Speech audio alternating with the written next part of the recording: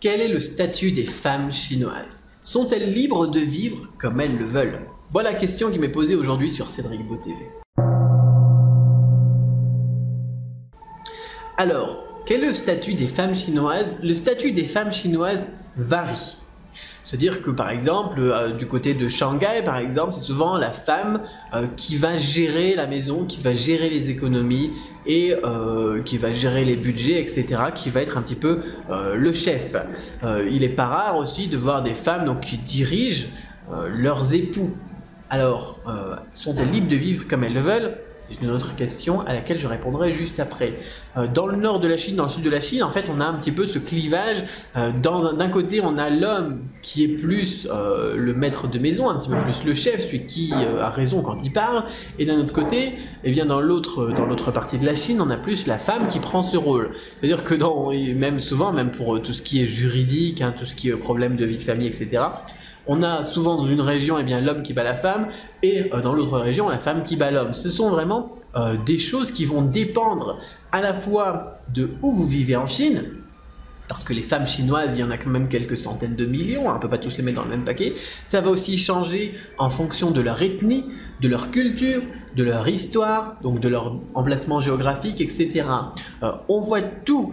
Par contre, il y a quelque chose qui me marque dans cette question, c'est sont-elles libres de vivre comme elles le veulent? Là, c'est quelque chose d'autre parce que culturellement parlant, les femmes chinoises ne sont pas libres de vivre comme elles le veulent. Elles vivent pour leur époux. Peu importe qu'elles soient le chef ou pas, généralement les femmes chinoises vivent pour leur époux. Ensuite, généralement les hommes chinois vivent pour la famille. Parce que généralement ce sont les hommes qui vont travailler, qui vont rapporter l'argent et qui vont se battre eh bien, pour faire progresser leur famille.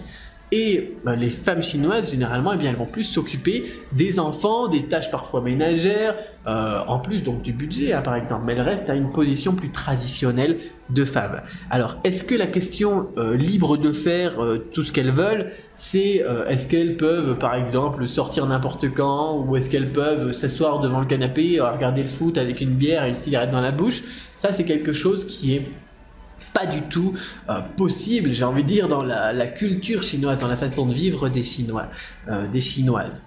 C'est beaucoup plus traditionnel comme approche, beaucoup plus familial, beaucoup plus. C'est pas vraiment la notion d'amour forcément, très libre, très ouverte qu'on aurait chez nous. Je fais ce que je veux, mais de toute façon je t'aime. C'est plus une notion bien de servitude peut-être vers l'homme, mais l'homme n'est pas juste on va dire le maître de la femme, non, il a aussi lui son travail à faire, c'est rapporter l'argent, c'est faire tourner la famille, faire progresser le niveau de vie de la famille dans son ensemble. Donc chacun a ses tâches à faire et à partir de là, eh bien, ils peuvent faire, j'ai envie de dire, un petit peu tout ce qu'ils veulent, effectivement. Mais ça, c'est vraiment quelque chose de très important au niveau de la tradition. Le concept de famille est très important en Chine.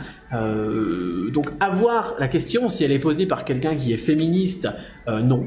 Elles ne sont pas libres de faire tout ce qu'elles veulent. Si c'est posé par quelqu'un qui est tout simplement quelqu'un qui posait juste la question sur la vie des femmes en Chine, eh bien c'est relativement simple. Pour faire une comparaison simple, hein, on dirait que c'est un petit peu la même chose qu'en France ou ailleurs. Après tout, le but des femmes, le but des mères, le but d'une mère, le but d'une épouse, eh bien, c'est de porter son attention à son époux, c'est de porter son attention. Et c'est pas, j'ai pas envie de dire le but, hein, c'est ce qu'elle doit faire, non. Généralement, eh bien, c'est ce qu'elles veulent faire. C'est ce qu'elles veulent donc pour leur famille, pour leur vie. Voilà, j'espère avoir répondu à la question, j'espère bien avoir traité les deux possibilités qu'il pouvait aussi y avoir sous-entendues derrière cette question et je vous souhaite de découvrir plein d'autres nouvelles vidéos de ce genre sur Cédric Beau TV et je vous dis à très bientôt pour une autre vidéo. N'oubliez pas d'aimer la page Facebook et de vous abonner sur YouTube. À très bientôt.